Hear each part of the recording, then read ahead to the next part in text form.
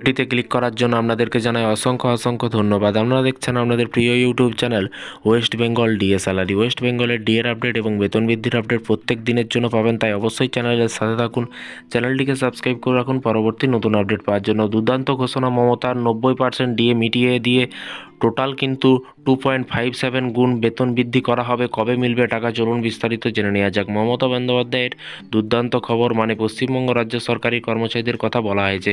গত 12ই ফেব্রুয়ারি রাজ্য বাজেটের দিন বাংলার সরকারি কর্মচারীদের 4% ডিএ বৃদ্ধি ঘোষণা কিন্তু করেছে। এর ফলে এবার থেকে কিন্তু 14%-র বদলে কিন্তু 18% হারে ডিএ পাবেন লক্ষ লক্ষ কর্মচারীরা। তবে এবার সামনে এলো দারুণ খুশির খবর।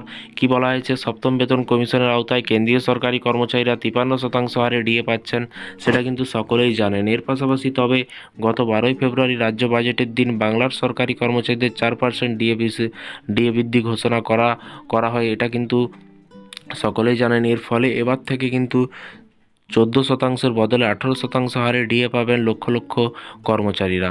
এবং 4% ডিএ বা মহার্ঘ ভাতা বৃদ্ধি ঘোষণা হলেও কিন্তু তা খুশি করতে পারেনি বাংলার সরকারি কর্মচারীরা। এই পরিস্থিতিতে মিলল কিন্তু নতুন খবর। কি খবর বলা হয়েছে, বাজেটে রাজ্য সরকারি কর্মচারীদের 4% মহার্ঘ ভাতা বৃদ্ধির ঘোষণা করা হয়েছে। 4%, আর তাতে কিন্তু একেবারে সন্তুষ্ট নন রাজ্যের সরকারি কর্মচারীরা। তা বারবার কিন্তু তাদের মন্তব্যে কিন্তু উঠে এসেছে। এবং কেন্দ্রীয় সরকারি কর্মচারীদের সঙ্গে রাজ্য সরকারি কর্মচারীদের ডিএর ফারাক কিন্তু 39%, আর এই বকেয়ার জায়গায় কিন্তু মাত্র 4% ডিএ ঘোষণা ভিক্ষা দেওয়া সমান। এর পাশাপাশি আরও বলা হয়েছে যে তবে রাজ্যের বিধানসভায় রাজ্যপালের জবাবি ভাষণে কিন্তু মহার্ঘ ভাতা নিয়ে কিন্তু মুখ খুললেন মুখ্যমন্ত্রী মমতা বন্দ্যোপাধ্যায়।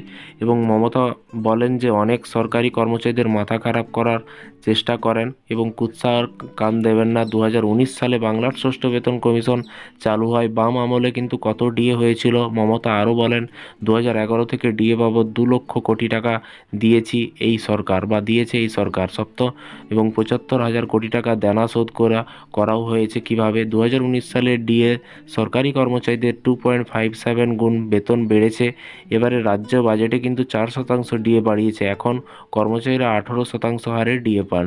তো সামনে আরও বিধানসভার ভোট আছে, সেই ভোটেতেও হয়তো মাননীয় মুখ্যমন্ত্রী ঘোষণা কিছুটা হলেও করতে পারে, এরকমটাই কিন্তু মনে করা হচ্ছে। শুধু সময়ের অপেক্ষা, যখনই নতুন আপডেট আসবে অবশ্যই আপনাদেরকে জানানো হবে। তাই চ্যানেলটিকে সাবস্ক্রাইব করে রাখুন পরবর্তী নতুন আপডেট পাওয়ার জন্য। ভালো থাকবেন, সুস্থ থাকবেন এবং নিজের খেয়াল রাখবেন। Thank you.